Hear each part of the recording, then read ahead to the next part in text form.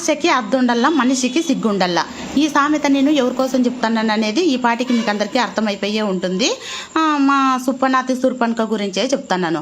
ఈ ఒగలాడి ఇంతకు ముందు ఏమనింది, మమ్మీ మంచి మంచి రీల్స్ తీసి పెట్టు మమ్మీ, నేను ఫేమస్ అయ్యి సినిమాల్లోకి పోయి మా జాతికి మంచి పేరు తెస్తాను అనింది. సరేలే ఏదో ముచ్చట పడుతుంది అని చెప్పి నేను ఆ రకంగా అగసాట్లు పడతా అంటే మా ఆండాలక్కకి ఇంకొక ఆలోచన వచ్చిందనమాట, కొత్త ఆలోచన. అదేమంటే బిగ్ బాస్లే పోతుందంట, అగ్ని పరీక్ష అనేది జరుగుతుందంట, దాంట్లోకి పోతుందంట. మమ్మీ నా ఫ్యాన్స్ అడుగు మమ్మీ, ఓట్లు వేయమని చెప్పు, నన్ను గెలిపిమని చెప్పు అని చెప్పి అడిగా. కాదే నీకేమన్నా బుద్ధి ఉందా, నువ్వేం సెలబ్రిటీ వాళ్ళ పిల్లి అనుకుంటాండావా, ఏదో ఇలా చేయబెట్టుకొని నిలబడితేనే ఫేమస్ అయిపోయేదానికి, నువ్వు ఏదో మిడిల్ క్లాస్ వాళ్ళ ఇంట్లో ఉన్నావు, మిడిల్ క్లాస్ వాళ్ళ పిల్లివి, అట్లా ఆశలు ఏం పెట్టుకోవద్దు అంటే అలాగే నాతో పంతం పెట్టుకొని పంతం బట్టి నాతో మాట్లాడుకోకుండా అయిపోయిందనమాట. దానికి తెలియని విషయం ఏమంటే, నాతో పంతం పడితే నేను పస్తులు ఉండైనా పక్కా మీది 10 ఎకరాలు అమ్మైనా సరే ఆ పంతం నేనే గెలుస్తానని దానికి తెలియదు అనమాట.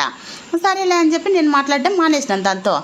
సరేలేమ్మా నువ్వు ఎట్లా మాట్లాడుకోకుండా అయిపోయినావు నాతోను, నీ ఫోన్ అన్నా ఇట్లే అని చెప్పి నా ఫోన్ తీసుకొని వాళ్ళ ఫ్యాన్స్ అందరికీ ఓట్లు వేయమని అడుగుతుంది. బిగ్ బాస్కి ఫోన్ చేసింది, నాగార్జున సార్కి ఫోన్ చేసింది.